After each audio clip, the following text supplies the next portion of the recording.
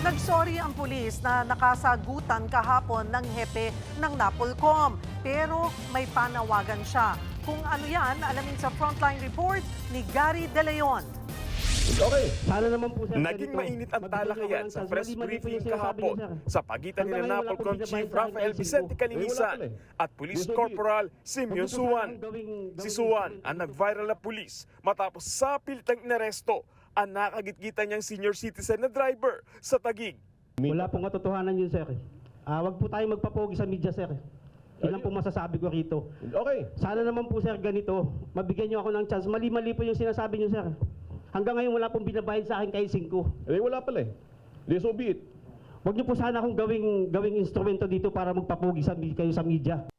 Binanggit kasi ni Calinisan na siningil pa raw ni Suwan ang senior citizen driver ng 30,000 pesos na danyos para sa sasakyan niya.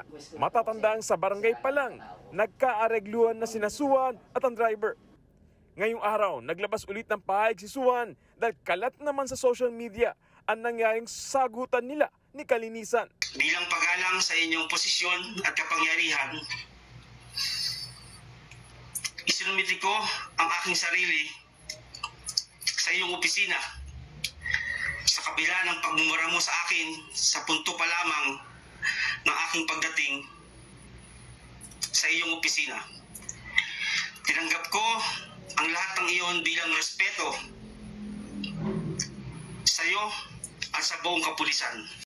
Sa kabila niyan, humingi pa rin ng paumanhin si Suwan sa NAPOLCOM. Nakiusap din siya na sana'y huwag nang gagamitin ang mga pulis para raw magpasikat sa publiko. Sana'y tigilan niyo na po ang pagpapamedya sa kapulisan para lamang sa sariling interes at kapakanan.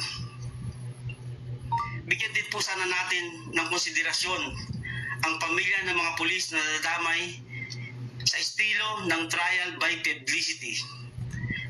Ako po, kung kayo po ay may planong tumakbong senador o anumang elected position, wag naman po sana sa ganitong paraan. Tanggap raw ni Suwan na posibleng tuluyan siyang matanggal sa serbisyo dahil sa kanyang naging asal. Pero sana raw ay huwag silang gawing kriminal na agad ibinabandera sa media para umano'y pahiyain. Batid ko po ang inyong adhikain na linisin ang aming hanay, pero hindi ko po matatanggap ang tinatawag nating trial by publicity na inyong ginagawa. Ayon sa PNP, iniimbestigahan at binibigyan ng due process si Suwan. Hindi rin daw nila hahayaan ang kawalan ng respeto ng kanilang mga pulis sa mga opisyal ng gobyerno.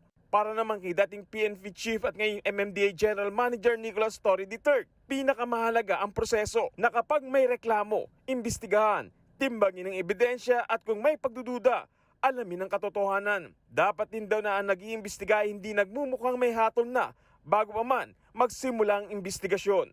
Parte ng pag-iimbestiga ng NAPOLCOM sa viral video ang posibleng naging mga paglabag din ni Suwan bilang isang pulis.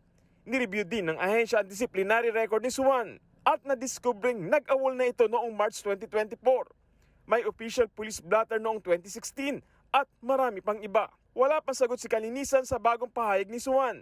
Pero kahapon iginit niya na nakita rin niya mismo sa press briefing ang anyay kawalan ng paggalang at professionalismo ni Suwan na hindi raw dapat ginagawa ng isang alagad ng batas. Nagbabalita mula sa Frontline, Gary De Leon, News 5. Mga kapatid, Cheryl Cosing po. Maging maalam at may pakialam sa mga napapanahong issue at headlines. Mag-follow at mag-subscribe na sa social media pages ng News 5.